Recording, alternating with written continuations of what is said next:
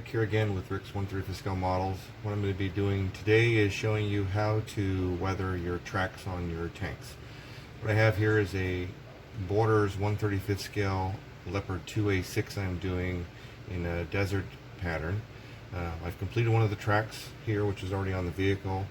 I'm going to show you how to go about detailing all the components in here to make it look more realistic. Here's the track that I'm going to be using. What I have done so far is I've used my Tamiya primer and done it in this to save time because I want that to sit a couple days. I'm going to be needing to use an acrylic clear coat flat to seal everything up with after I'm completed. I'm going to be needing a dark tan, a sand color, a flat black, and then I'm going to be using two products here. This Tamiya weathering chalk or pastel type chalk product, which this one I'm using is sand, light sand, and mud. And then I tried this product, which works out real well, which is a earth stones, which will give me my rust and some of the other colors I want to utilize. I'm also going to need a couple of Q-tips, kind of a stiff brush, a pencil, and an X-Acto knife, and a little cup, which I'll show you here how to use.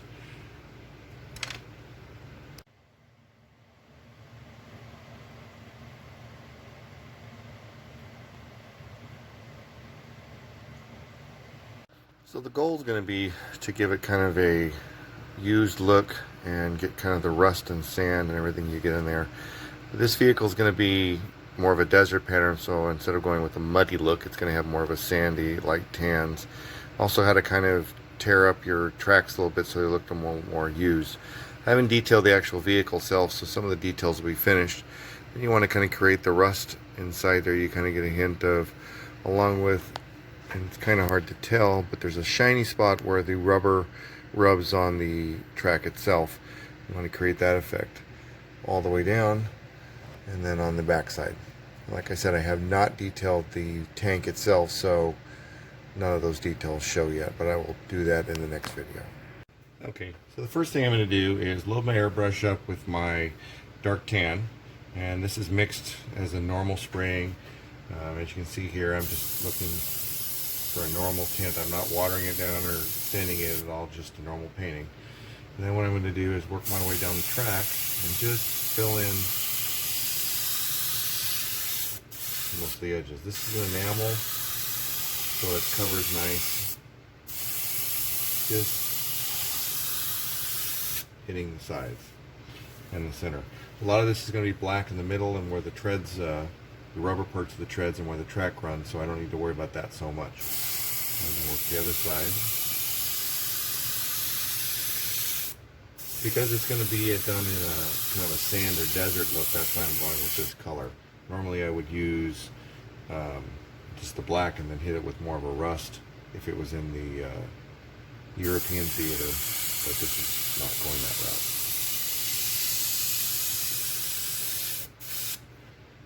route. Now here, one of the things I have done, if you can kind of see, is I've kind of scruffed this up a little bit where it's going to be visible on the model to give it that used look. Kind of work your way down the center of the track, getting the joints up.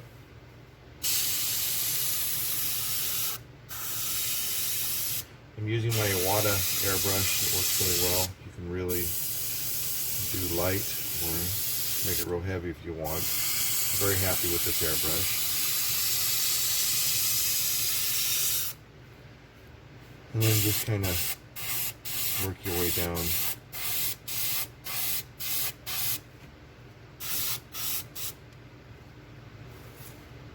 Because this doesn't have to cover completely 100% because of all the detailing I'm going to do. It's more of an under highlight.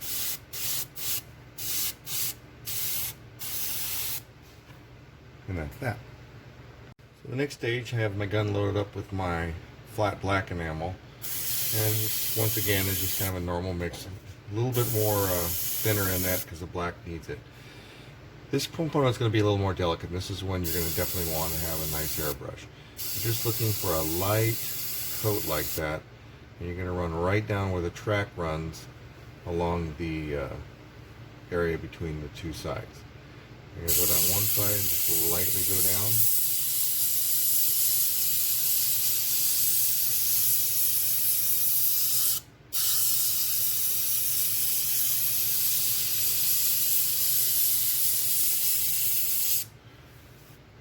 Just like that, and then hit the other side.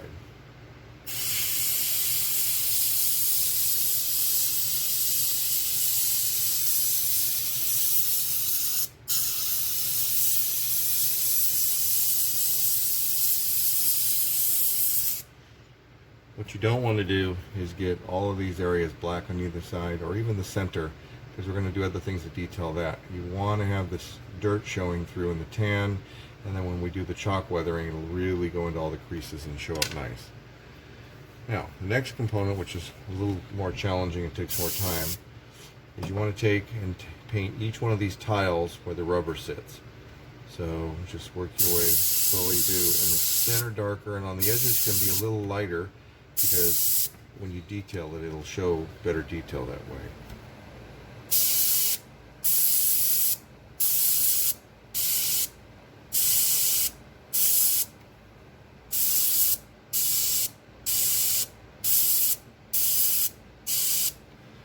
Just giving that kind of a look. Okay, so 24 hours later, we've let this cure.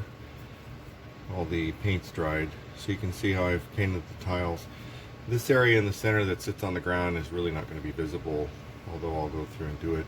The more important area to detail is in this area. So this is where we're going to be concentrating, is where the track bends upward as it sits on the vehicle and will go up. So when you're looking at it from an angle, you'll see it. And then after that, we're going to work on this area here, which will be visible, and then along these little sprue parts here that pop up. So what I do is I have the different products. This is more of what I'll get my rust pattern from. So I'm going to take a rub like this, so you can get a little bit in there, and then I'm going to tip it upward, and then rub the rust into this join area. So when the track's sitting, you'll be able to see on the curves this rusty inside area. Now, you don't have to do it perfect and get every little joint done, because you're going to also add dust in there, and so it's not all going to be visible.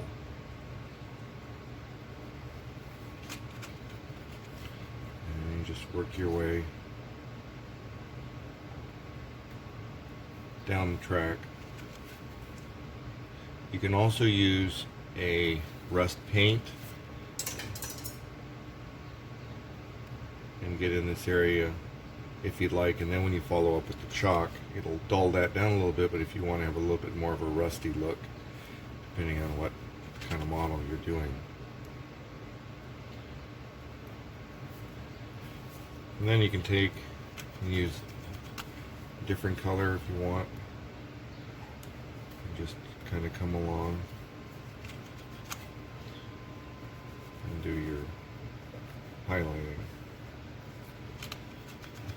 And if you look at real pictures, sometimes the whole thing's rusty, but you don't have to focus on that. The next thing I'm going to do is take the Tamiya colors here and put some on, and then like I said, you're going to kind of come along here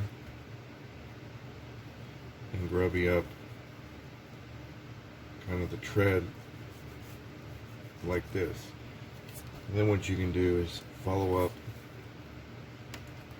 with your Q-tip and kind of clean off the pad a little bit.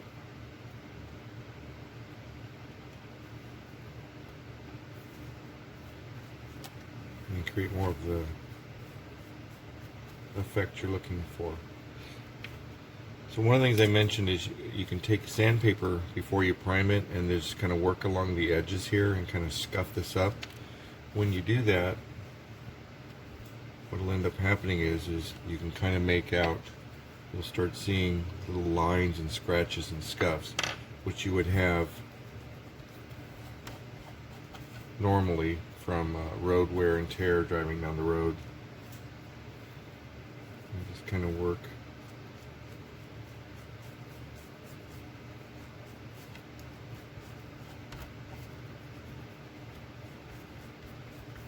And that's kind of the effect you're getting.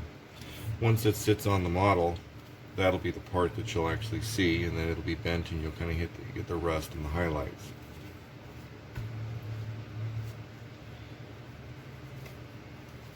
And you can also bend the track up and just rub it in.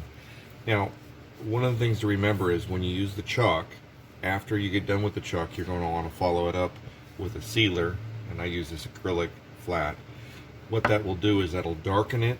It'll also dull it down. So understand that if you do it exactly how you want it, when you seal it, that's going to disappear.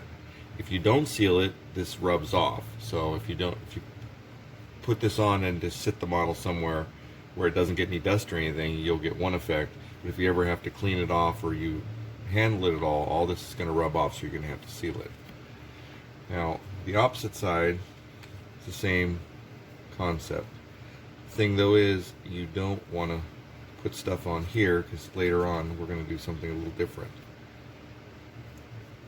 Get your rust, not a lot of rust, but you know, put a little bit of rust in there because you're going to have that. And then when you follow up with the regular chalk, you're going to kind of see a little bit of a different effect. The other thing I talked about is you can take this and take an X-Acto knife and just scrape some of it off into a little trough. And if you want, you can mix the two to kind of create a different effect. When you go and mix these, you put it on, then you can follow up like this. The nice thing about the chalk is it kind of falls in all the cracks and low spots.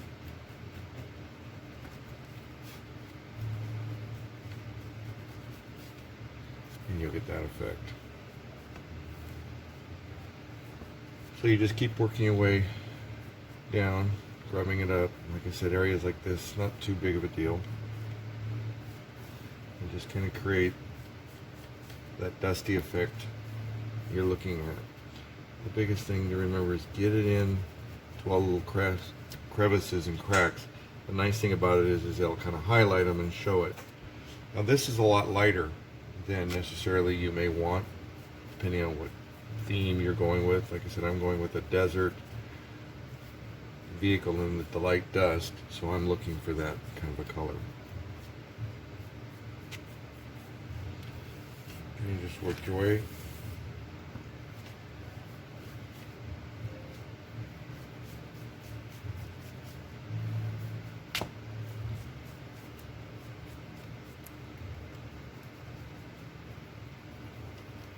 Now the other thing, like I mentioned, is make sure in this area here you don't put a lot. You can put a little bit of dust to highlight it, but we're going to follow it up later on and do some detailing in there, so a lot of that gets rubbed off by wear and tear. The other part is work your way down this center alignment spar. I'm not sure what it's called, I forget, but kind of get yourself a little bit like that.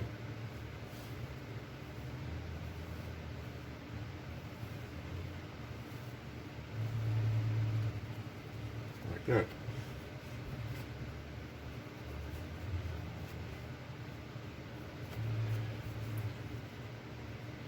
So hopefully you're getting the idea here. The nice thing about the chalks is you can layer it, you can paint, seal it up. If you want more, you can add more. Kind of work for the effect you're looking for. It's a different kind of a concept than just using paint. You can also do this with a using the enamels and thinners, which I've talked about in prior videos, and I'm going to do a little bit of that when I do the actual model itself detailing.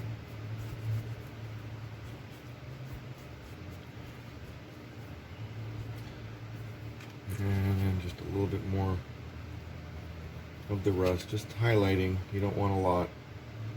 if the vehicle was pretty well maintained, depending on the environment it's in. And in the desert, all the lubrications are going to get messed up, and then so you'll see a little bit more rust. But at the same time, you'll also get kind of a polishing effect from the dust, depending on how much the vehicle's driving.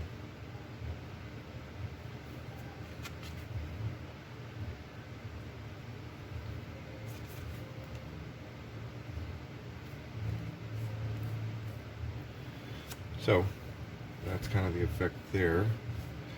Now, like I said here, the other thing you can use is a brush, and then just kind of go along like this. And this is a good way to penetrate some of the areas that are harder to get to. You'll lose a lot of product this way, but you can really kind of highlight some of the different little things you want to get done. Okay, so that's this stage. So at this point, I've loaded my gun up with my flat acrylic clear, and the goal here is to just seal all this in. So you're just going to come along. You don't want to use a lot of high pressure because you'll end up blowing all your chalk off. But you kind of see how it changes the tint on it. Once this dries, the gloss will go away and it'll be all sealed inside.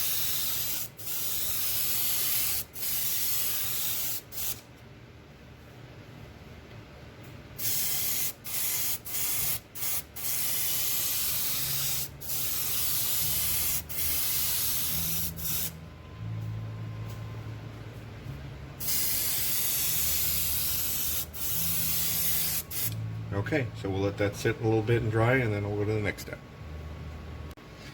Okay, so now I've loaded up the gun with my sand, and this is an acrylic paint. The goal here is just to kind of highlight a little bit of the colors to make it a little lighter. So what I'm going to do is just ever so lightly just add a little bit of dust on the edges of the tracks.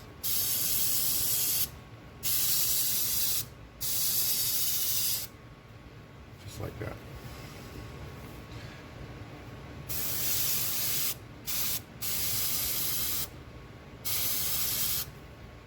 Just, like I said, you don't want it to be a clear, heavy paint, just a light highlight. Now, on this side, same thing, but you kind of want to hit it more of an angle sideways. You're just kind of creating that dusty, highlighting the chalk effect. So then we're going to finish this side up.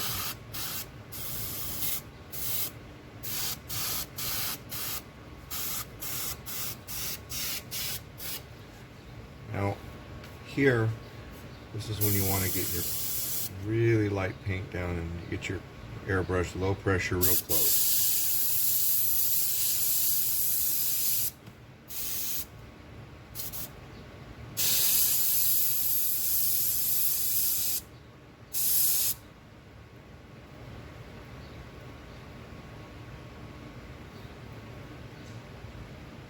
Just trying to get a light in there.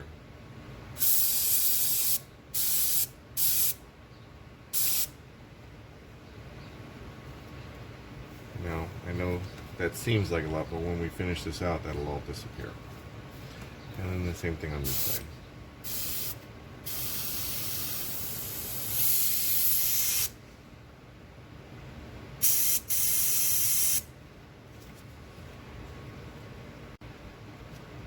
So the next stage, what I'm going to do is take my black again and put a little bit on the end of the Q-tip and just lightly dab some of the pads. The idea here is to create that spot where it touches the ground and kind of simulate the unevenness from wear and tear. And then you can take the Q-tip and just lightly kind of brush back and forth, and you'll get kind of that look. So it's all just settle to taste. Do how much you like or don't like, depending on the age of the vehicle, how long it's been in the field.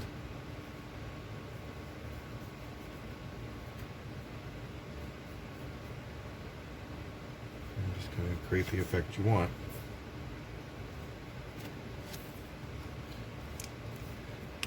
So the last step in this, giving you kind of that look on both sides.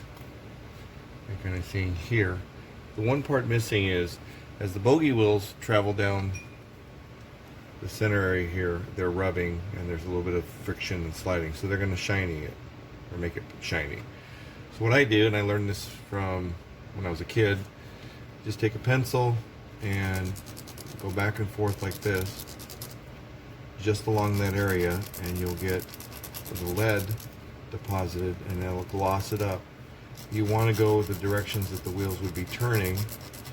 The nice thing is it kind of highlights the points where the tread would bend, where you get more of a contact. It would wear paint off in that. And you just work your way down the whole track, hitting it with the lead to get it down. Now I always come down here and just lightly go down this a few times to get those wear spots you would see from metal on metal rubbing.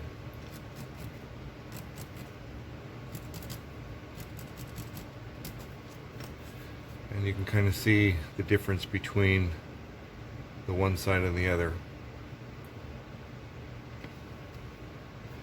And then do the same thing on the other side.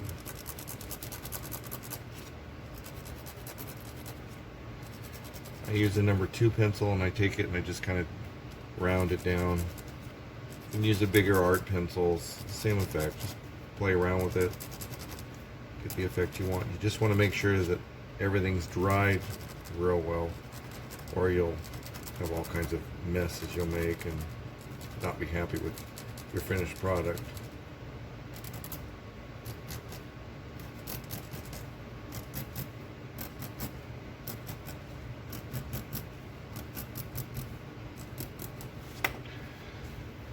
So, last part, what I do is I just go down these parts here and get their edges also polished.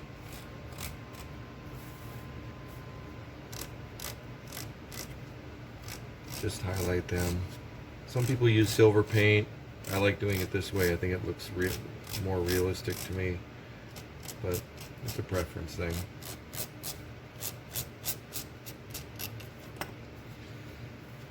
And there's the finished effect.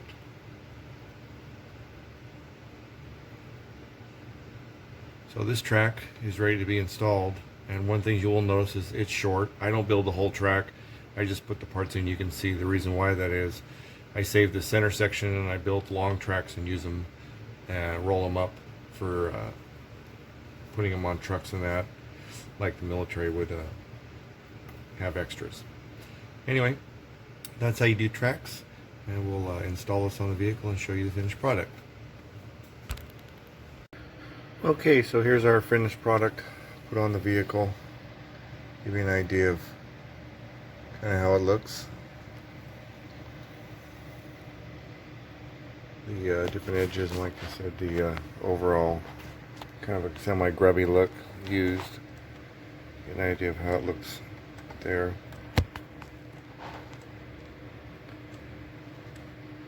Kind of get a hint of things. It's nothing major. Like I said, I'm not going for a massive, horribly dirty look. I don't want to detract from the model. I'm just looking for that highlight and make it look a little more realistic.